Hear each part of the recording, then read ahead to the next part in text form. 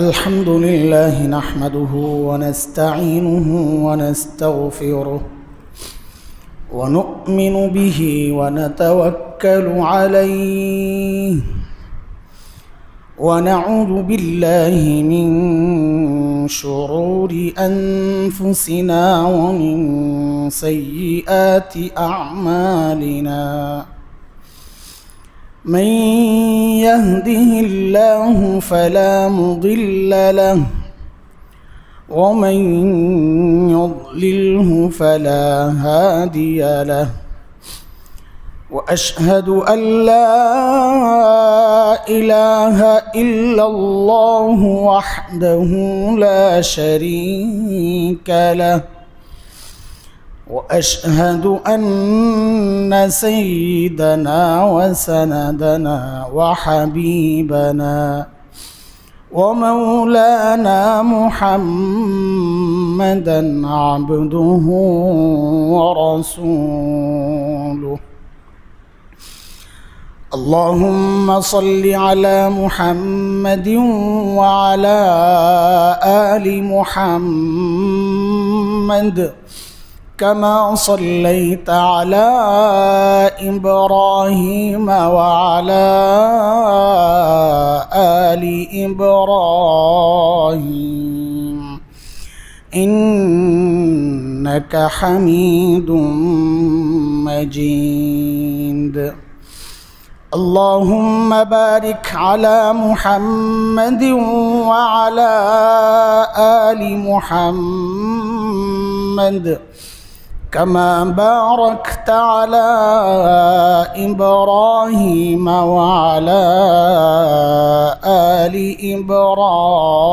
إبراهيم إنك حميد مجيد أما بعد فأعوذ بالله من الشيطان الرجيم بسم الله الرحمن الرحيم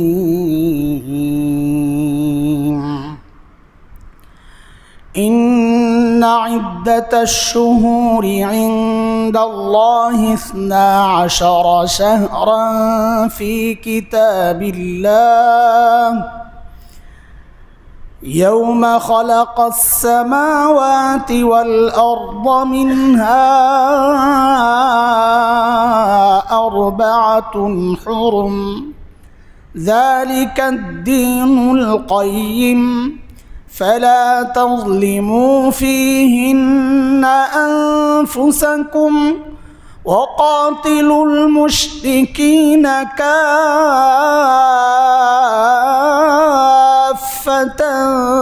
كما يقاتلونكم كافة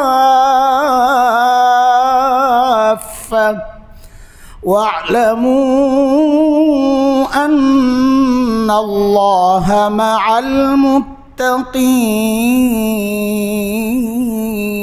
المتقين وعن أبي أمامة رضي الله عنه أنه قال قال رسول الله صلى الله عليه وسلم من شق الجيوب أو ضرب الخدود أو دعا بدعوى الجاهلية فليس منا أو كما قال عليه الصلاة والسلام صدق الله العلي العظيم وبلغنا رسوله النبي الكريم ونحن على ذلك لمن الشاهدين والشاكرين والحمد لله رب العالمين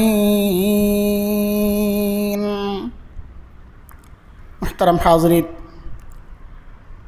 গত কয়েক জুমা থেকে আমরা একটা বিশেষ বিষয়ের আলোচনা শুনছিলাম ওই সমস্ত হতভাগা পোড়া কপালদের বিষয়ে যাদের কিছু বদস্বভাব এবং কাজের কারণে নবী আলাইহিস সালাম বলেছেন তারা আমাদের কেউ না, তারা আমাদের কেউ না। তো আজকে একটা শেষ হাদিস আমি বলেছি, একটা বিশেষ উদ্দেশ্যকে সামনে রেখে আলোচনা শুরু করেছিলাম আরও 3 সপ্তাহ আগে, আজকে 4র্থ সপ্তাহ।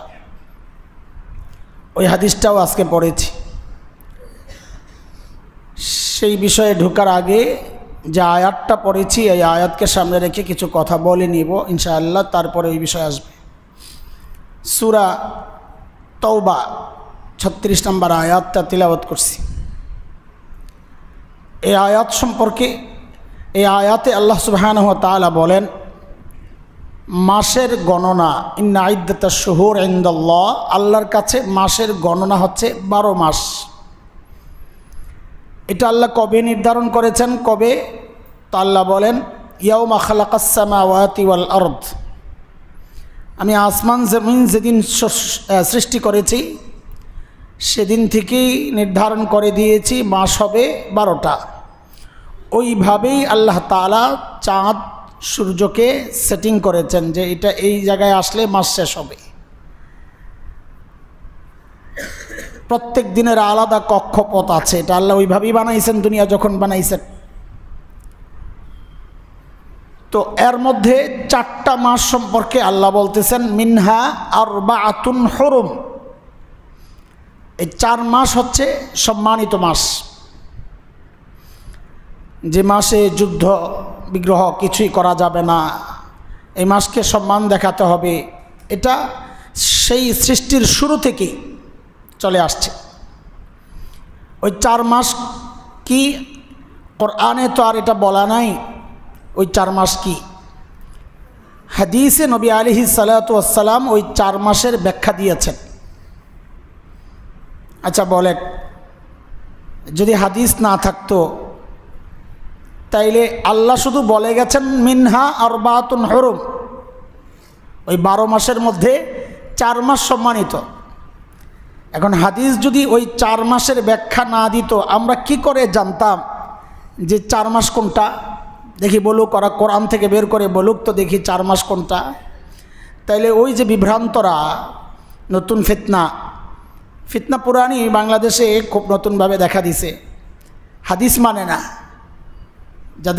যারা বলে আহলে কোরআন, আমরা কোরআনই সব, হাসবুনা কিতাবুল্লাহ, আমাদের জন্য আল্লাহর কিতাবই যথেষ্ট, এসব উদ্ভট কথা যারা বলে, এই জাতীয় বিষয়গুলো ওদের সামনে দিয়ে জিজ্ঞেস করা দরকার। তাইলে বলো কোরআন থেকে ওই 4 মাস কোনটা, আমি কোন 4 মাসকে সম্মান দিব?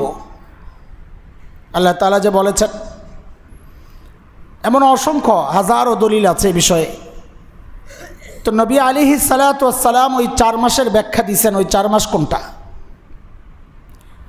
সেই 4 মাস হচ্ছে মুহররম, এই আগে গেছে 3 মাস, জিলকাদ, জিলহজ, মুহররম, একটানা 3 মাস, জিলকাদ, জিলহজ, মুহররম। আর 1 মাস হচ্ছে রজব। কি? রজব। তো রজব আবার আমরা ওই যে রমজানের আগের মাস শাবান, তার আগের মাস হলো রজব। এই 4 মাস হচ্ছে সম্মানিত মাস। কবে থেকে জিজ্ঞেস করতেছি যেন জিনিসটা ভিতরে ঢুকে, কবে থেকে? সৃষ্টি যেদিন থেকে আল্লাহ গোটা বিষয়টাকে একসাথেই সেটিং করছেন। 12 মাস আল্লাহ যেদিন আসমান জমিন তৈরি করেছেন সেদিন থেকেই 12 মাস, রাত দিন ভাগ করে আল্লাহ তাআলা ওইভাবেই সূর্য চন্দ্র ওইভাবেই সেটিং করছেন। আল্লাহ বলতেছেন তো 4 মাস সম্মানিত, এটাও তখন থেকেই, নতুন কোনো উপলক্ষ না এই 4 মাসের কোনো 1 মাস সম্মানিত হওয়ার জন্যে, বরং অন্য কোনো উপলক্ষ যদি এই মাসগুলোতে দেখা দেয় তাইলে ওই মাসের মর্যাদা বাড়ায় না। মাস তো আগের থেকেই সম্মানিত, যে কাজটা ওই মাসের মধ্যে সংগঠিত হয় বরং ওই কাজের মর্যাদা বাড়ে এই সম্মানিত মাসে হওয়ার কারণে। এটা রমাজানকে আল্লাহ তাআলা ওইভাবে সম্মানিত বলেন নাই, দেখেন খেয়াল করেন, সূক্ষ্ম বিষয়। অথচ আমরা জানি সবচাইতে দামি মাস কোনটা? হ্যাঁ, অথচ এই 4 মাসের মধ্যে রমজানের কথা বলেছি। তার মানে সৃষ্টির শুরু থেকেই রমজান সম্মানিত না, রমজান সম্মানিত হয়েছে পরবর্তীতে ভিন্ন কারণে। সেটা যে এই মাসের মধ্যে লাইলাতুল কদর আছে, এই মাসে কোরআন নাজিল হয়েছে। লাইলাতুল কদরও মর্যাদাবান হয়েছে কোরআন নাজিল হওয়ার কারণে। ইন্না আনজালনাহু ফি লাইলাতিল কদর, আল্লাহ কোরআন নাজিল করছেন কবে? কদরের রাতে না? কদরের রাত কি নবী আলাইহিস সালামের গোটা 23 বছরই ছিল? তো কোরআন গোটা 23 বছরে নাজিল হয়েছে না? তো বেজার লাগে না আপনাদের? লাগে না, জানেন না, মাশাআল্লাহ। একবারে নাজিল হয়েছে লাইলাতুল কদরে, লৌহে মাহফুজ থেকে আল্লাহ তাআলা নিচে পাঠাইছেন আসমানে, ওইটা ছিল লাইলাতুল কদরে। এরপর ওই 23 বছরের নবুয়তের জিন্দিগিতে ধীরে ধীরে যখন যা প্রয়োজন হয়েছে আল্লাহ তাআলা তখন একটু একটু করে নাজিল করছেন। কোরআনে 2টা শব্দ ব্যবহার হয়েছে, আপনারা তো এগুলো বুঝবেন না যারা আরবি জানেন না। একটু বলি এই জন্যে যে কিছু একটা আছে এখানে। একটা ব্যবহার হয়েছে কোরআনে অবতরণের ক্ষেত্রে এনজাল, আনজালা, যেমন কোরআনে সূরা লাইলাতুল কদরে আসছে ইন্না আনজালনাহু। আরেকটা শব্দ ব্যবহার হয়েছে তানজিল, কোরআনের এক নাম তানজিল। ওই তানজিল মানে হচ্ছে ধীরে ধীরে নাজিল হওয়া, নাজ্জালনাহু। আমি কোরআনকে ধীরে ধীরে সময়ে সময়ে প্রয়োজনে প্রয়োজনে নাজিল করছি। আর ইনজাল, আনজালনাহু মানে একবারে নাজিল করা। তো কোরআন একবারেও নাজিল হয়েছে জায়গা লৌহে মাহফুজ থেকে দুনিয়ার আকাশ পর্যন্ত, ধীরে ধীরে নাজিল হয়েছে ওই আকাশ থেকে দুনিয়া পর্যন্ত। তো রমজান সৃষ্টির শুরু থেকেই সম্মানিত ছিল না, রমজান তো সম্মানিত হয়েছে লাইলাতুল কদরের কারণে। লাইলাতুল কদর সম্মানিত হয়েছে কোরআন নাজিলের কারণে। কিন্তু অন্য 4 মাস আগে থেকেই সম্মানিত। আল্লাহ যেখানে বলেছেন মিনহা আরবাতুন হুরুম, ওই 12 মাসের থেকে 4 মাস সম্মানিত সৃষ্টির শুরু থেকে।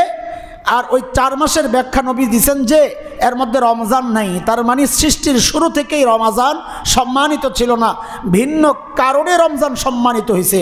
কিন্তু মুহররম, জিলকাদ, জিলহজ, রজব এগুলো ভিন্ন কোনো কারণে সম্মানিত হয় নাই, বরং উল্টাটা এখানে এই মাসগুলোতে ভিন্ন যেই ঘটনাগুলো ঘটছে ওগুলো সম্মানিত হয়েছে এই সম্মানিত মাসের বরকতে।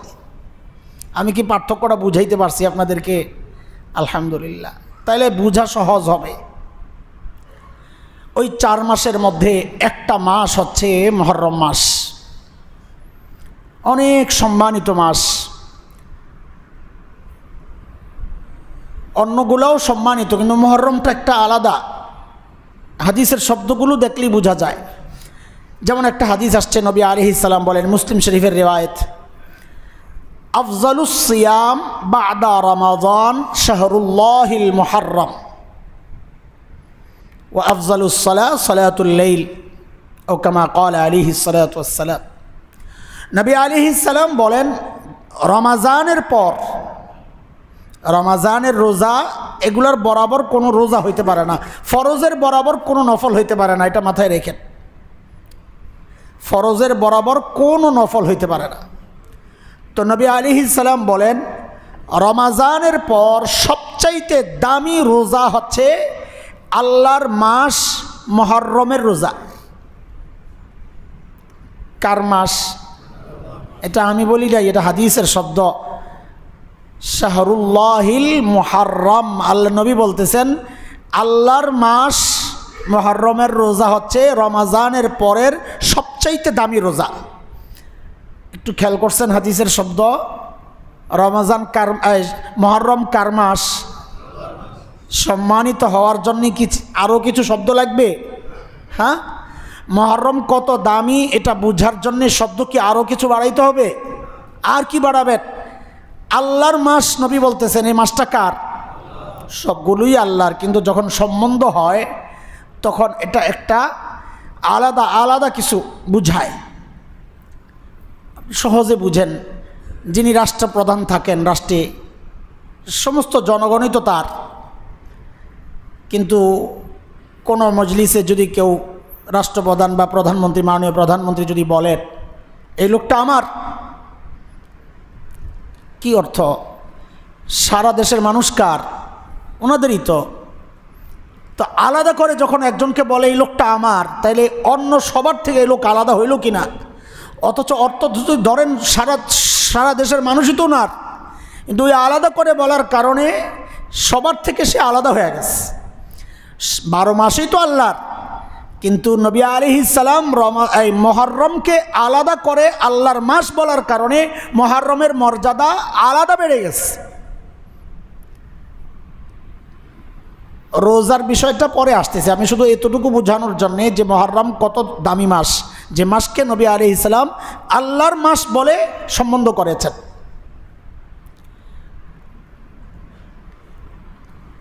তাইলে কি বোঝা গেল? মুহররম কোনো বিশেষ কারণে সম্মানিত না, এমনি সম্মানিত, আল্লাহ বানাইছেন তাকে সম্মানিত। হ্যাঁ, মুহররমে অনেক ঐতিহাসিক ঘটনা ঘটেছে, তার মধ্যে সবচেয়ে বিশুদ্ধ যেটা, সেটা হচ্ছে হযরতে মূসা আলাইহিস সালাতু ওয়াস সালামকে আল্লাহ তাআলা বনী ইসরাইল সহ ফেরাউন এবং তার লোকদের হাত থেকে আল্লাহ তাআলা এই মাসে আশুরা প্রত্যেক মাসের 10ম তারিখকে বলে আশুরা। কাজী মুহররমের আশুরা হচ্ছে মুহররমের 10 তারিখ, কিন্তু এইটাই মার্কেট পাইছে আর কি। এটা হাদিসেও শব্দ আশুরা, এই মুহররমের 10 তারিখ কি বলা হয়েছে? আশুরা মানে হচ্ছে কারবালা না। অনেকে মনে করে আশুরা মানে বুঝি কারবালা, না। আশুরা মানে কি বলেন? প্রত্যেক মাসের 10ম তারিখ। তো মুহররমের 10ম তারিখের নাম কি বলেন? মুহররমের 10ম তারিখের নাম কি? আশুরা মানে কারবালা না। বলেন, এটা মুখস্থ করেন আর মাথার মধ্যে ঢুকান বিষয়গুলো, তাহলে পেস লাগবে না।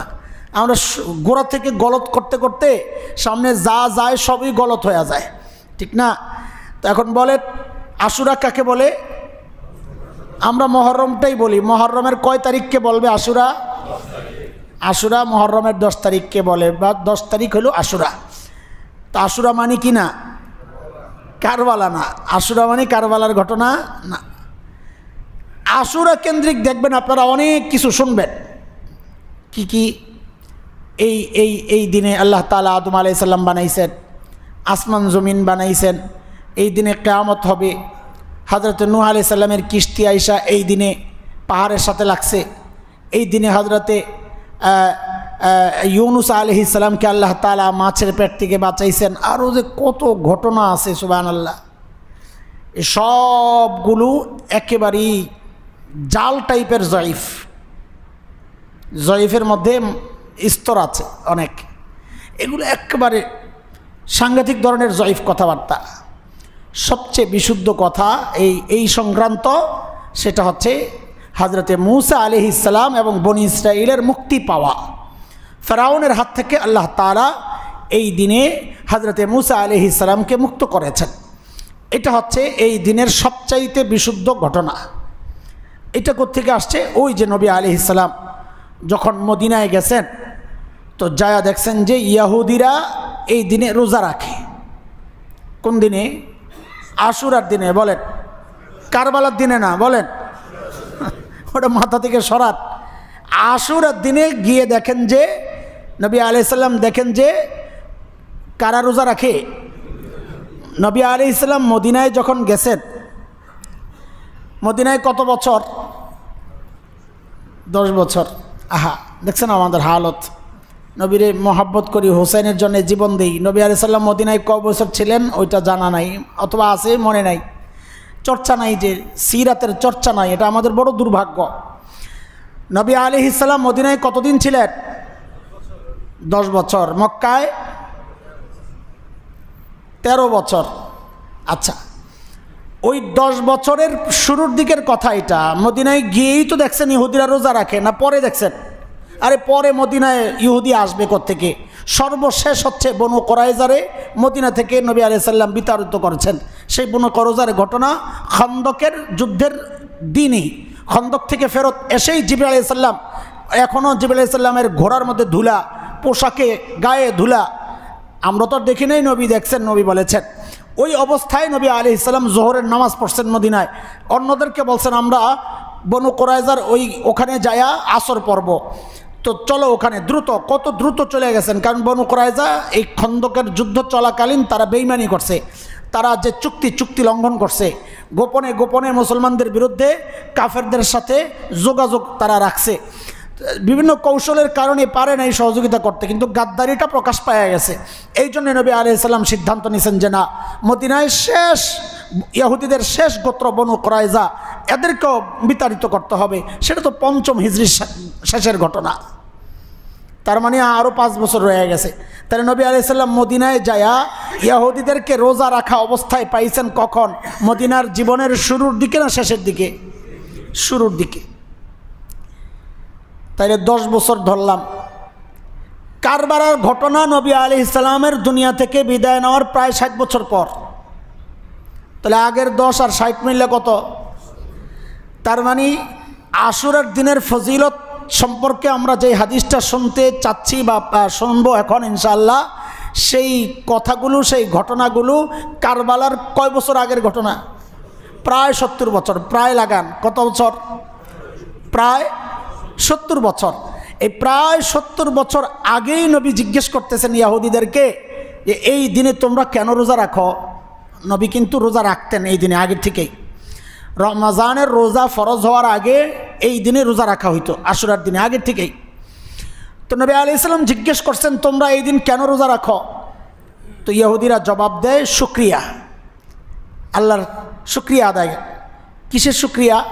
কারণ এই দিন আল্লাহ তাআলা ফেরাউন এবং তার কওমের হাত থেকে আমাদের নবী মূসা এবং আমাদের কওম বনি ইসরাইলকে আল্লাহ তাআলা এই দিন মুক্তি দিয়েছিলেন। সেই শুকরিয়া হিসাবে আমরা এই দিন রোজা রাখি। কোন দিন? আশুরার দিন। মাশাআল্লাহ, কারবালার দিন না। কোন দিন? বারবার কেন বলতেছে? বলে এক কথা বারবার বলেন কেন? কারণ আপনাদের মাথায় এমনভাবে বসছে, বারবার বইলা এটারে না খোঁচাইলে, বারবার এটারে ঘষা মাজা না করলে দাগ থাইকা যাবে। আমরা চাই না কোনো রকমের দাগ আপনাদের জেহেনে মগজে থাকুক, একদম ক্লিন হয়ে যাক। বলে কোন দিনের রোজা সম্পর্কে বলতেছি? আশুরার দিনের। কোন দিনের না? কারণ কারবালার ঘটনা আরও কমপক্ষে 70 বছর বাকি রয়েছে, এর পরে আসবো আমরা। আগে 70 বছরের আগের কাহিনী শেষ করি না, সিরিয়াল ঠিক রাখা লাগে না? বলেন।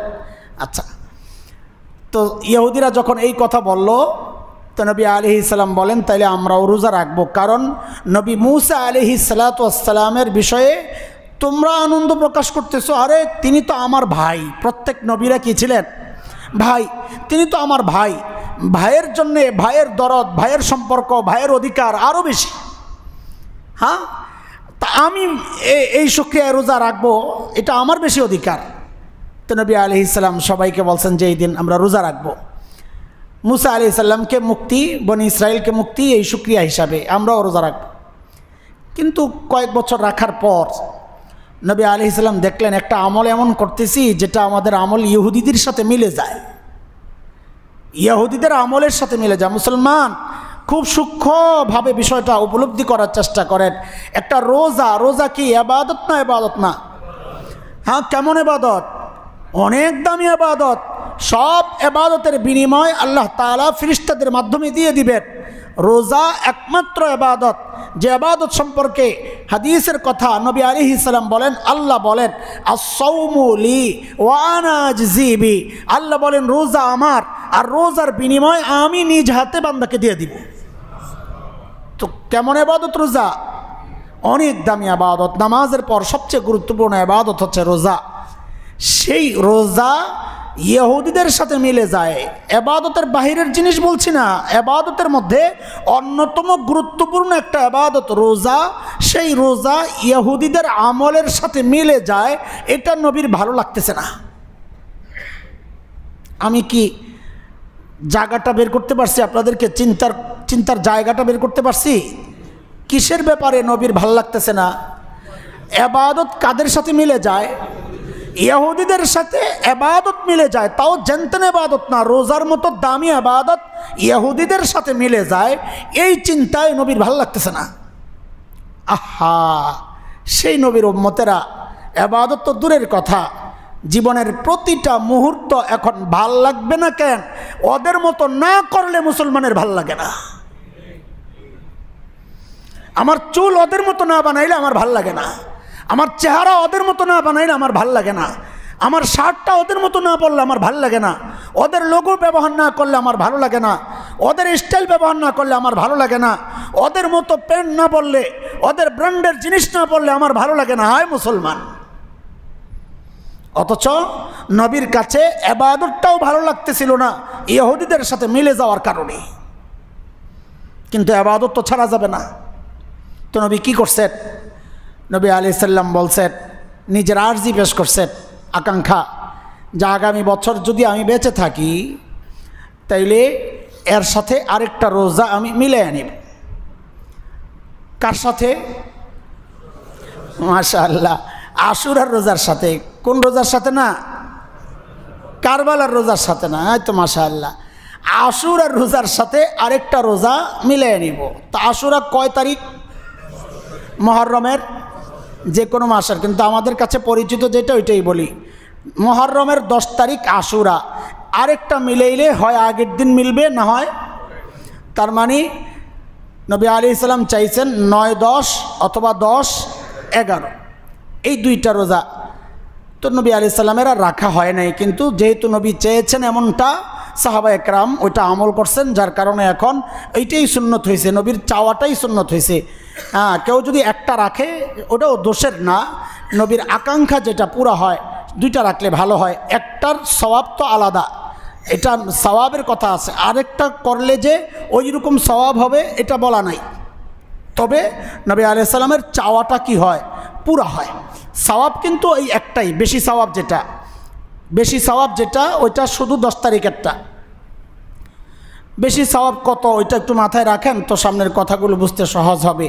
নবী আলাইহিস সালাম বলেন, সিয়ামু ইয়াউমি আশুরা, আশুরার রোজা, আহতাসিবু আলাল্লাহ আন ইউকাফিরাস সানাতাল্লাতী ক্বাবলা। আশুরার রোজা, আল্লাহর কাছে আমার আশা যে আল্লাহ তাআলা এই রোজার ওসিলায় যে রাখবে তার পেছনের 1 বছরের গুনাহ আল্লাহ মাফ করে দিবেন। এমনই আরেকটা হাদিস শুনছিলাম আমরা, জিলহজে ইয়মে আরাফার রোজা, আরাফার দিনের রোজা। নবী আলাইহিস সালাম বলেছেন, সিয়ামু ইয়াউমি আরাফা লা সাইয়িমান সাওমু ইয়াউমি আরাফা আহতাসিবু আলাল্লাহ আন ইউকাফিরাস সানাতাল্লাতী ক্বাবলা ওয়াস সানাতাল্লাতী বাদা। আরাফার রোজাটা আরেকটু মর্যাদার। নবী বলেছেন, আল্লাহর কাছে আমার আশা যে আরাফার রোজা রাখবে আল্লাহ তার পেছনের 1 বছরের এবং সামনের 1 বছরের গুনাহ মাফ করে দিবেন। এটা কিসের রোজা? আরাফার রোজা। আর আশুরার রোজা সম্পর্কে নবী বলতেছেন, আল্লাহ কতদিনের গুনাহ মাফ করবেন? পেছনের 1 বছরের গুনাহ মাফ করে দিবেন। সুবহানাল্লাহি ওয়া বিহামদি। তো নবী আলাইহিস সালাম ইহুদিদের সাথে যেন মিলে না যায় এই জন্য রোজা কয়টা রাখতে চাইছেন? আমাদেরকে কি মেসেজ দিয়েছেন নবী আলাইহিস সালাম? মেসেজ দিয়েছেন যেন আমাদের চলন বলন, আমাদের সুরত যেন ইহুদি নাসারাদের সাথে মিলে না যায়। দাড়ি ছোট দেখছেন আর মুজ বড় দেখছেন, তো নবী আলাইহিস সালাম বলে দিয়েছেন, খালিফুল মুশরিকিন, খালিফুল ইহুদ আন নাসারা, তোমরা ইহুদিদের খেলাফ করো, মুশরিকদের খেলাফ করো। তো বলে মুশরিকরা কি করছেন, আমাদের করণীয় কি? তো নবী বলেন, কাসসুশ শারিব ওয়াফুল লুহা, ওরা মুস বড় রাখে, দাড়ি কেটে ফেলে, তুমি মুস কাটো দাড়ি রাখো, তাইলে বিপরীত হয়ে যাবে। বলেন তো নবীর এই কথাটায় আমরা কতজন মানতেছি? যে আমরা মানতেছি অর্ধেক। সেটা হইল নবী বলছেন মুস কাটো দাড়ি রাখো, কারণ ওরা মুস রাখে। তা আপনি বলেন, যা এটাও থাক ওটাও থাক, আমি মুসও কাটি দাড়িও কাটি। বলে মানুষ মজাক করে, যে আল্লাহ বি রাজি রাহে শয়তান বি নারাজ না হো। হাত দুইটা দুই দিকে দিয়া, একদিকে আল্লাহ একদিকে শয়তান, যে আল্লাহ বি রাজি রাহে শয়তান বি নারাজ না হো। আল্লাহও খুশি থাক, শয়তানও খুশি থাক। সুবহানাল্লাহ। কারণ শুরুর থেকেই তো এগুলো শিখে আসছি আমরা। বিপরীত কথা, হাট্টিমা টিম টিম, ওরা মাঠে পারে ডিম। ভুলে গেছেন? এখন মনে হয় নাই এগুলো না বেশি। হাট্টিমা টিম টিম, ওরা মাঠে পারে ডিম। এরপরে আজ পর্যন্ত এমন কোনো প্রাণীর অস্তিত্ব পাইছেন যাদের শিংও আছে, ডিমও পারে? হ্যাঁ, আছে নাকি? আমাদের ইসলামও এমন হয়ে গেছে, আমাদের শিংও আছে, ডিমও পারি, মানে দুই দিকেই আছে। শিংওয়ালা জানোয়ারের সাথেও আমাদের সম্পর্ক আছে, ডিমওয়ালা জানোয়ারের সাথেও আমাদের সম্পর্ক আছে। কাফেরদের সাথেও সম্পর্ক, আবার ইমানের সাথেও সম্পর্ক। আমাদের ইসলামও এরকম ভেজাল ইসলাম হয়ে গেছে, দুই দিক ঠিক রাখি। এই দুই দিক ঠিক রেখে ইসলাম হয় না। ইসলাম একদিক রাখার নাম ইসলাম। যাই হোক, সেটা ভিন্ন আলোচনা। বলতেছিলাম যে নবী আলাইহিস সালামের শিক্ষা এটা আশুরার শিক্ষা, এটা আশুরার শিক্ষা যে আমি এক স্বতন্ত্র বৈশিষ্ট্যের অধিকারী। আমার নবীর সর্বোচ্চ দামি আখলাক আর চরিত্র দিয়ে আল্লাহ আমার নবীকে সাজায়া পাঠাইছেন, আরেকজনকে ফলো করার জন্য না। আমার নবীর মধ্যে সাল্লাল্লাহু আলাইহি ওয়াসাল্লাম, সাল্লাল্লাহু আলাইহি ওয়াসাল্লাম, সাল্লাল্লাহু আলাইহি ওয়াসাল্লাম, আমার নবীর জীবন চরিত্র এমন কোনো সাইড নাই যেটা অনুকরণীয় না, আলহামদুলিল্লাহ। আর যেটার জন্য আমার দুনিয়ার লস হয়, আখিরাতের লস হয়, এমন কোনো সুন্নাহ নাই যার দ্বারা আমার দুনিয়ার ক্ষতি হয়, আখিরাতের ক্ষতি। আপনি দেখান, বাহ্যিকভাবে আপনার কাছে মনে হইতে পারে দুনিয়ার ক্ষতি, কিন্তু এর যে চূড়ান্ত যে অবস্থা, ফলাফল, সেটা অবশ্যই আমার জন্য দুনিয়ার জন্যও লাভ নবীর সুন্নত আদায় করলে। আমাদের ডাক্তার সাহেবরা এখন নবী আলাইহিস সালামের সুন্নতগুলো ধরে ধরে এগুলোর ফজিলত বয়ান করা শুরু করছে। যে 1400-1500 বছর আগে নবী এই আমলের কথা বলেছেন, ধীরে ধীরে খাইতে বলেছেন। এখন ডাক্তার সাহেবরা বলে যে হ্যাঁ, ধীরে ধীরে খাইলে তো হজম বেশি হয়, ভালো করে চাবাইয়া খাইতে বলছেন। তখন ডাক্তার সাহেবরা বলে হ্যাঁ, ভালো ভালো চাবাইয়া খাইলে তো হজম বেশি হয়। কারণ পেট ভরার যে মেসেজটা আসে 15-16-17 মিনিট লাগে পেট থেকে, রগের মাধ্যমে এখান দিয়ে যে পানি বের হয়ে আমার খাবারের অরুচি তৈরি করে, আর মনে চায় না। এটা আস্তে আস্তে 16-17 মিনিট লেগে যায়। তো আমি তো 16-17 মিনিটের আগেই খাইয়া এই পর্যন্ত নিয়ে আসি। ওই মেসেজ আসার আগেই তো খাইয়া পেট ভরা। যখন মেসেজ আসে তখন অস্থির লাগে, কি করলাম, খালি বলে বেশি খাইয়া ফেলছি রে ভাই, আজকে বেশি খাইয়া ফেলছি। হ্যাঁ, স্বাস্থ্যের জন্য ক্ষতিকর এটা। আমার নবী বলেছেন, মিসওয়াক করতে বলেছেন নবী আলাইহিস সালাম। এখন ডাক্তাররা গবেষণা করে দেখেন কি, যে হার্টের সমস্যা, পেটের সমস্যা, অধিকাংশ মুখের ঝামেলা।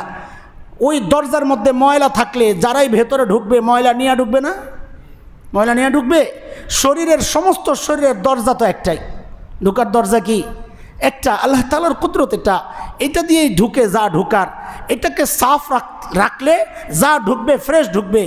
অথবা ময়লা যদি ঢুকে আপনার, সেটা আলাদা জিনিস। ফ্রেশটা ঢুইকা ময়লার সাথে যুক্ত হইয়া কয় মিনিট লাগে এখানে আপনার ওই আণুবীক্ষণ যন্ত্র দিয়ে যদি দেখা যায়, প্রত্যেকটা খাবারের জন্যে আলাদা আলাদা ব্যাকটেরিয়া তৈরি হয়। ভাতের থেকে আলাদা ব্যাকটেরিয়া তৈরি হয়, তরকারি থেকে আলাদা ব্যাকটেরিয়া তৈরি হয়, ফল থেকে আলাদা ব্যাকটেরিয়া তৈরি হয়। এগুলো এখানে থাকে। আপনি যদি খাবারের পর মিসওয়াক না করেন, এগুলো এখানে থেকে যায়। আমরা ব্রাশ তো করবো রাতে, বহু রাতে, শেষ ঘুমানোর আগে দিয়া, অথবা সকালে ব্রাশ করব। এই যে সারা রাত এই ভেতরে ব্যাকটেরিয়া নিয়ে বসে আছি, এখন এগুলো আমার পেটের জন্য উপকারী, তাই না? আমার হার্ট শেষ করে ফেলে, আমার রক্ত দূষিত করে ফেলে। এখন হার্টের সমস্যা হয়, এখন পেটের সমস্যা হয়। ওইটা নষ্ট হয়ে গেছে, ওইটা নষ্ট হয়ে গেছে। নবী আলাইহিস সালাম শিখাইছেন, খাওয়ার আগেও মিসওয়াক, পরেও মিসওয়াক, ঘুমানোর সময় মিসওয়াক, নামাজে মিসওয়াক। আরে আমার নবী সর্বশেষ দুনিয়া থেকে বিদায় নেওয়ার সময় যেই আমলটা করেছেন, সেই আমলটাও তো ছিল মিসওয়াক। অথচ মুসলমানের পকেট তালাশ করে দেখেন, বলে হুজুর মিসওয়াক কি পকেটে নিয়ে নিয়ে ঘুরুন নাকি? হ্যাঁ, যারা এই কথা বলতেছেন না, তাদের ঘরেও নাই, এটাও ঠিক। বাঁচার জন্য বলতেছেন আর কি। আর যাদের পকেটে আছে, খবর নিয়ে দেখেন ওদের ঘরেও আছে, আলহামদুলিল্লাহ। হ্যাঁ, কত অবহেলিত একটা সুন্নাহ মিসওয়াক। ব্রাশ করতেছি, টুথপেস্ট লাগায়, মাশাআল্লাহ। বলুক ডাক্তার সাহেব, টুথপেস্টটা আমার জন্য নিরাপদ কিনা, এই ব্যাকটেরিয়াকে মারে কিসে মারে? ওটার মধ্যে বিষাক্ত কিছু আছে, যেটা আবার দেওয়া হয় ওই যে পায়খানা পরিষ্কার করার জন্য টয়লেটে ব্যবহার হয় ক্লিনার, ওগুলোর মধ্যে যেগুলো দেওয়া হয়, ওগুলোর কিছু তো থাকে এর মধ্যে। নাহলে আপনার ব্যাকটেরিয়া মারবে কি দিয়া? সুগন্ধি আনবে আপনার এলাচ দারচিনি দিয়া, কিন্তু ব্যাকটেরিয়া মারে কি দিয়া? ডাক্তার সাহেবরা রাগ করেন না আমার সাথে, বা এই কোম্পানির কেউ থাকলে রাগ করেন না।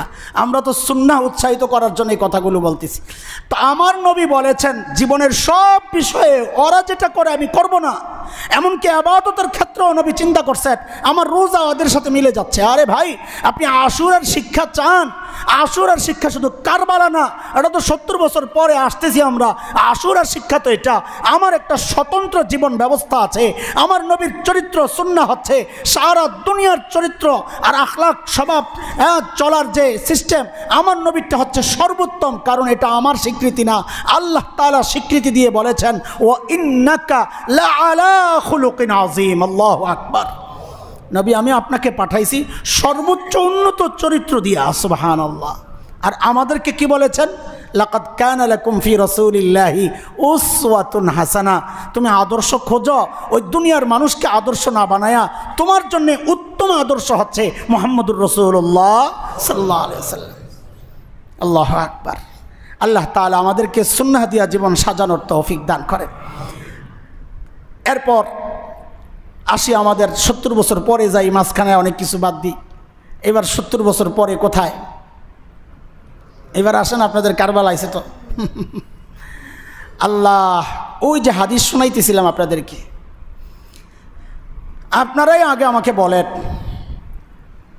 আমার ছেলেকে যদি আপনারা ভালোবাসেন, কোন কারণে ভালোবাসবেন?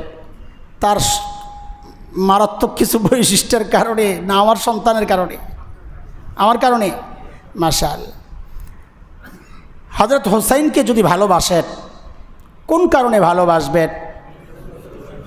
নবীর কারণে। মাশাআল্লাহ। এটা শুধুই বুঝানোর জন্য বলা, বিতর্ক না তৈরি করি। আচ্ছা, হযরত হোসাইন যদি কথার কথা আবু জাহেলের নাতি হইতো, মুসলমান হিসাবে ভালোবাসতাম। হযরত ইকরামা রাদিয়াল্লাহু আন কার ছেলে? আবু জাহেলের ছেলে। কিন্তু মুসলমান তার নামটা এখন শ্রদ্ধার সাথে নেয়। অথচ কত কঠিন একটা জায়গায় ছিলেন হযরত ইকরামা। মুসলমান হয়েছেন কয়দিন? নবীকে পাইছেন কয়দিন? হযরত ইকরামা মুসলমান হয়েছেন কবে? মক্কা বিজয়ের দিন। মাশাআল্লাহ। নবী আলাইহিস সালাম যখন মক্কায় ঢুকেন, হযরত ইকরামা কত বড় অপরাধীদের লিস্টে ছিলেন, খেয়াল করেন। নবী যখন মক্কায় ঢুকেন, সাধারণ ক্ষমা ঘোষণা করছেন। কি বলে? মান দাখালাল মসজিদাল হারাম ফাহুয়া আমিন। যে মসজিদে হারামের আঙ্গিনায় ঢুকে যাবে অনিরাপদ, কারণ ওখানে যায় যুদ্ধ করবে না। কাফেররা ওইটা মানতো, ভিতরে যায় মারামারি করা যাবে না। মসজিদে হারামকে তারা খুব ইজ্জত করত, কাবার আঙ্গিনাকে। তো নবী বলেন যে মসজিদে হারামের ভেতরে ঢুকবে সে নিরাপদ। মান আগলাকা বাবাহু ফাহুয়া আমিন। যে নিজের ঘরের দরজা বন্ধ করে দিবে সেও নিরাপদ। মান দাখালা দারা আবি সুফিয়ান ফাহুয়া আমিন। যে আবু সুফিয়ানের ঘরে ঢুকে যাবে, আবু সুফিয়ান ধনী মানুষ, নেতা মানুষ, ঘরটাও বড় ছিল, বলে যে আবু সুফিয়ানের ঘরে ঢুকে যাবে সেও নিরাপদ। মানে কি? মানে এই জায়গাগুলোতে যাওয়ার মেসেজ হচ্ছে আমি যুদ্ধ করতে চাই না। নবী এটাই চাচ্ছেন, যারা আজকে যুদ্ধ করতে চাইবে না ওদের মাফ। কিন্তু শেখ ইবনে তাইমিয়া রহমতুল্লাহ আলাইহি, ওনার একটা বিখ্যাত কিতাব আছে, নাম হচ্ছে আস-সারিমুল মাসলুল আলা শাতিমির রসুল। নবীর সাথে বেয়াদবি যারা করে, শাতিমের রসুল যারা, নবীকে নিয়ে কটাক্ষ যারা করে, এদের শাস্তি সম্পর্কে ওই কথাগুলো আছে ওই কিতাবে। সেখানে তিনি 15 জনের নাম এনেছেন। কতজন? ওই 15 জন ছিল অধিকাংশই সাংস্কৃতিক কর্মী। কোন কর্মী? নাটক থিয়েটারে ব্যস্ত থাকতো যারা, গান বাজনায় এগুলোয় ব্যস্ত থাকতো যারা। আব্দুল্লাহ ইবনে খাতাল, কুরতুনা, কোরাইনা, সাররা, মাকিস ইবনে সুবানা, হুয়াইরিস ইবনে নাকিদ, আব্দুল্লাহ ইবনে সাদ ইবনে আবি সারাহ, হুবার ইবনুল আসওয়াদ, ইকরামা ইবনে আবি জাহেল, হিন্দা বিনতে উতবা, এই নামগুলো। ওয়াহশি ইবনে হারব, হযরত হামজাকে যে হত্যা করছে। এইরকম 15 জনের নাম বললেন নবী, যেখানে পাওয়া যাবে ধরো। তাইলে হযরত ইকরামা কত বড় অপরাধীর লিস্টে নাম, যেখানে পাওয়া যাবে ওখানেই ধরো, মেরে ফেলো, এদের কোনো ছাড় নাই। হযরত ইকরামা পালিয়ে গেছেন ইয়ামানের দিকে, রাস্তায় পড়ছে নদী। এখন মরুর মানুষ নদী দেখলে আমাদের মতো নাকি যে জুমায় আসতে হইলো নদী পার হয়ে আসতে হয়? আজকে তো নদী পার হয়ে আসছি। ওরা তো পানি দেখে অভ্যস্ত না। নদী দেখে তো মন খারাপ হয়ে গেছে, এর মধ্যে একটা ডিঙ্গি পাইছে ছোট্ট, ভাই একটু পার করে দাও, বলে ওঠেন। আল্লাহ তাআলার পরীক্ষা, যেই নৌকায় উঠছে একটু যাওয়ার পরে এমন ঝড় বাতাস শুরু হয়েছে উত্তাল। আর যত নাস্তিক থাকুক ওই বিপদে বললে কিন্তু সময় মতো ঠিকই আল্লাহ আল্লাহ শুরু করে, তাই না? হযরত ইকরামাও ডাকা শুরু করছে, ইয়া লাত ইয়া উজ্জা ইয়া মানাত ইয়া হুবাল বাসাও বাসাও। তো মাঝি বলে, এই পানির মধ্যে এই সমস্ত লাত উজ্জা তোমার ভগবান, তোমার বাঁচাইতে পারবে না। তো কে বাঁচাইতে পারবে? তো বলে আল্লাহ। মাঝি কি বলে? এই এতটুকু কথায় হযরত ইকরামার দিল পাল্টায় গেছে। কিরে, আমার লাত আর উজ্জা যদি আমার এখানে বাঁচাইতে না পারে, এখানে যদি সেই আল্লাহই বাঁচায়, তো স্থলেও তো আল্লাহই বাঁচাবে। তো যেখানে আল্লাহই সব জায়গায় বাঁচায়, তো এই লাত উজ্জার পেছনে ছুঁইটা আমার লাভ কি? আল্লাহ দিল পাল্টায় দিস। সাথে সাথে হযরত ইকরামা বলে উঠলেন, আল্লাহুম্মা লাকা আহদুন ইন আফাইতানি মিম্মা আনা ফি আন আতিয়া মুহাম্মাদান হাত্তা আদা ইয়াদাইয়া আলা ইয়াদাইহি ফালা আজিদান্নাহু আফুওয়ান গফুরান কারীমা। ও আল্লাহ, যে বিপদে আছি, যদি আমারে বাঁচায়া দেন, আপনার সাথে আমার অঙ্গীকার, আমি সোজা চলে যাব মুহাম্মাদের কাছে সাল্লাল্লাহু আলাইহি ওয়াসাল্লাম। তার হাতে হাত রেখে আমি ওয়াদা করব, মানে মুসলমান হয়ে যাব। আমার বিশ্বাস, ফালা আজিদান্নাহু আফুওয়ান গফুরান কারীমা, আমার বিশ্বাস আমি তাকে ক্ষমাশীল হিসাবে পাবো, দয়াশীল হিসাবে পাবো, সুন্দর আচরণ তিনি আমার সাথে করবেন, এটা আমার বিশ্বাস। ঈমান না আনলেও নবীর আখলাক আর চরিত্র সম্পর্কে ওরা জানত। এর মধ্যেই ইকরামার বিবি উম্মে হাকিম বিনতে হারিস ইবনে হিশাম, সে মুসলমান হয়ে গেছে। সে ইকরামার জন্য নবীর কাছ থেকে নিরাপত্তা চাইয়েই দৌড়াইছে, স্বামীকে বাঁচানোর জন্যে। যায় ওই নদীর পাড়ে যায় ওই মুহূর্তে পড়ছে, ডাকতেছে, ইবনা আম, ও চাচাতো ভাই। এটা হলো আগের হিস্টোরি, বিয়ের আগে চাচাতো ভাই ছিল, তো এখনও চাচাতো ভাই এরকমই হয়। ইবনা আম ইন্নী ক্বাদ আতাইতু মিন ইনদি আবাররিন নাস ওয়া আওসালিন নাস ওয়া খায়রিন নাস ক্বাদ ইসতামানতু লাকা রাসূলুল্লাহি সাল্লাল্লাহু আলাইহি ওয়াসাল্লাম ফালা তুহলিক নাফসাক। ও আমার চাচাতো ভাই, আমি নবীর এমন একজন মানুষের কাছ থেকে আসছি, যিনি সবচাইতে ভালো মানুষ, যিনি আত্মীয়তার সম্পর্ক সবচেয়ে বেশি মূল্যায়নকারী, সবচেয়ে উত্তম মানুষ। আমি তার কাছ থেকে আসছি, তোমার জন্য নিরাপত্তা নিয়ে আসছি। ভাইরে, তুমি নিজেকে ধ্বংসের মুখে ঠেলে দিও না। বাস, হযরত ইকরামা চলে আসছেন, বিবিকে নিয়ে মক্কার দিকে রওনা হয়েছেন, মুসলমান হয়ে গেছেন। নবী আলাইহিস সালাম জেনে গেছেন ওহির মাধ্যমে যে ইকরামা মুমিন হয়ে আসতেছে। নবীর ভেতরে ভেতরে ডর, হায়রে আমার সাহাবীরা যখন ইকরামারে মারতে পারবে না, কারণ নিরাপত্তা পেয়ে গেছে, মুসলমান হয়ে গেছে, না জানি ঝালটা আবার আবু জাহেলকে গাইলে আমি চাই কিনা, বুঝছেন না? এত তো আবার বাবা হিসাবে ইকরামা কষ্ট পাবে না, বাবা তো। তো নবী আলাইহিস সালাম ডাকতেছেন, এই শোনো শোনো, ইয়াতিকুম ইকরামা মুমিনা ফালা তাসুব্বু আবাহু ফাইন্না সাব্বাল মাইয়িত ইউজিল হাই। আয় আল্লাহু আকবার, ফিদাকা আবি ওয়া উম্মি ইয়া রাসূলুল্লাহ, আপনার উপর আমার মা বাবা উৎসর্গ হোক। কি নবী, আলহামদুলিল্লাহ, সুবহানাল্লাহ। নবী বলছেন, ও সাহাবীরা শুনো, তোমাদের ভাই ইকরামা মুমিন হয়ে আসতেছে, মুমিন হয়ে আসতেছে। খবরদার, তোমরা কিন্তু ঝাল মেটানোর জন্যে তার বাবাকে নিয়ে গালাগালি করবা না। বাবাকে, নবীর খুব প্রিয় মানুষ আছিল না, সবচেয়ে কষ্ট দেওয়া বেটার। নবী বলতেছেন তারে গালাগালি করবা না। কেন? ফাইন্না সাব্বাল মাইয়িত ইউজিল হাই, মৃত ব্যক্তিকে গালাগালি করলে তার জীবিত আপনজন কষ্ট পায়, আমার ইকরামা কষ্ট পাবে। হ্যাঁ, এই কথা যদি বাংলাদেশের রাজনীতির মানুষরা এতটুকু লালন করে পেছনের মানুষদেরকে বকাঝকা গালাগালি বন্ধ করে দিত, আপোষের দূরত্ব আরও অনেক বেশি কমে যেত। আমার নবীর এই ছোট্ট একটা উপদেশ যদি মানত। হযরত ইকরামার কথা বলতেছিলাম, এত বড় মানুষ, কিন্তু হযরত হাসান হুসাইনের মহাব্বত আর ইকরামার মহাব্বত আমার আপনার কাছে কি এক? আলাদা কিছু? বলেন না, আলাদা কিছু। ইকরামা এই মহাব্বতটা পাইল না কেন? বীরত্ব কম দেখায় নাই। হ্যাঁ, ইতিহাস পড়ে দেখেন, বীরত্ব কম দেখায় নাই। রোমানদের বিরুদ্ধে যে যুদ্ধ জয় হয়েছিল এই ইকরামাদের বীরত্বের কারণেই হয়েছে। সেই ইকরামা মোহাব্বত অতটুকু পায় না, কারণ হচ্ছে একজন আবু জাহেলের ছেলে, একজন হযরতে আলী ফাতেমার ছেলে। তাও মোহাব্বতের কারণ না, কারণ হলো আরেকটু পেছনে নবী আলাইহিস সালাতু ওয়াস সালামের মেয়ের ঘরের ছেলে। এত লম্বা কথা কেন বললাম? হযরত হুসাইনকে মোহাব্বতের কারণটা, বাড়তি মোহাব্বত, এটা হুসাইনের কারণে না নবীর দৌহিত্র হওয়ার কারণে? নবী মেন, কথা বলেন না, নবী মেন, এটা বিশ্বাস আছে আপনাদের?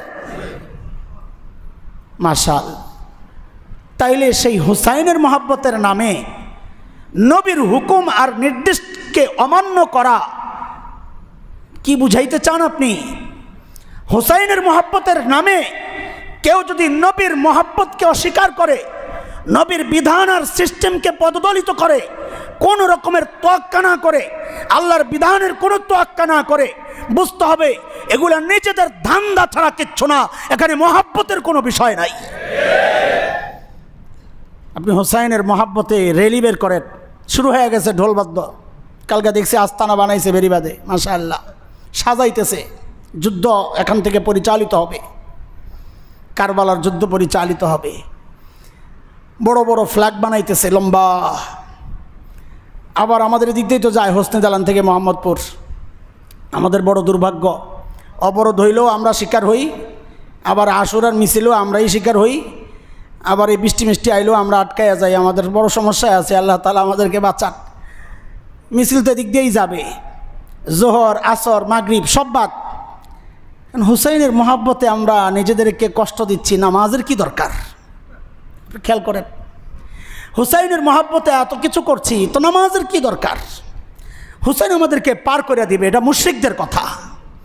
আমাকে কোনো মানুষ পার করে দিবে, এটা মুশরিকদের কথা, ইমানদারের কথা হইতে পারে না। ইমানদার যদি পার হয় তার ইমানের কারণে পার হবে। নবীর শাফাত লাগবে, ইমানদার ছাড়া নবীর শাফাত কারো জন্য আসবে না। নবী কোনো মুশরিকের জন্যে শাফাত করবেন না, কোনো মুশরিকের জন্য শাফাত করবেন না। এখন হযরত হুসাইনের নামে আমরা যে কাজটা করছি, হাই হোসেন করে নিজেদেরকে রক্তাক্ত করছি, আহত করছি, এ সম্পর্কে আল্লাহর নবী কি বলেছেন? ওই আমাদের 3 সপ্তাহের বয়ান, সে আমাদের কেউ না। আমাদের বয়ান কি চলতেছিল মনে আছে কথা? এইবার ফিট করে, আমার সময়ও শেষ, এই শেষ করতেছি ওই হাদিস দিয়া।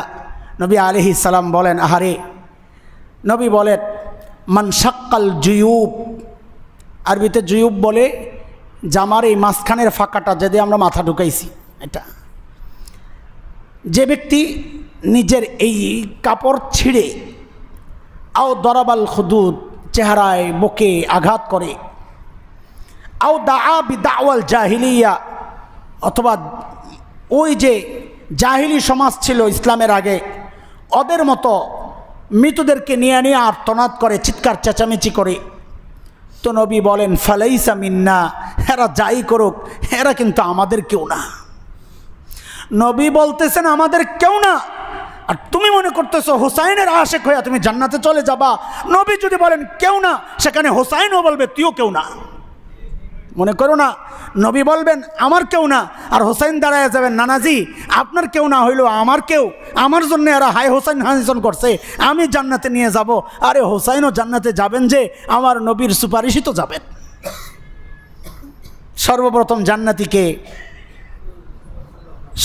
জান্নাতিকে আমাদের নবী সাল্লাল্লাহু আলাইহি সাল্লাম। নবী জান্নাতে না যাওয়া পর্যন্ত জান্নাতের দরজাই তো খুলবে না। সর্বপ্রথম সুপারিশ করার সুযোগ ও শাফাআতে কুবরা বলে আমাদের নবীর অনন্য কিছু বৈশিষ্ট্য আছে যা আল্লাহ কাউকে দেন নাই। এর মধ্যে এটাও একটা, আমার নবী শাফাআতে কুবরা, সর্বপ্রথম আল্লাহর কাছে সুপারিশ করবেন, আল্লাহ বিচারটা শুরু করেন না, সবাই পেরেশান। সমস্ত নবীরা বলবে ইয়া নাফসি, আমার দ্বারা সম্ভব না, আমি বড় বিপদে আছি। আমার নবী বলবেন আল্লাহ সুপারিশ শুরু করে দেন না, সবাই পেরেশান। এটা হচ্ছে শাফাআতে কুবরা। আমার নবীর শাফাআত ছাড়া তো বিচার কাজই শুরু হবে না মিয়া। সেই নবীকে অবজ্ঞা করে, নবীর হুকুমকে সাইড কাটা আপনি হুসাইনের মোহাব্বত প্রকাশ করবেন, এটা ভণ্ডামি ছাড়া কি আপনারা বলেন তো? আল্লাহ তাআলা এই সমস্ত বিদআত থেকে আমাদেরকে হেফাজত করেন। সেদিন আমরা কি করব? আমল কি আমাদের বলেন, কি করব? ইনশাআল্লাহ বলেন, আমাদের আমল কি?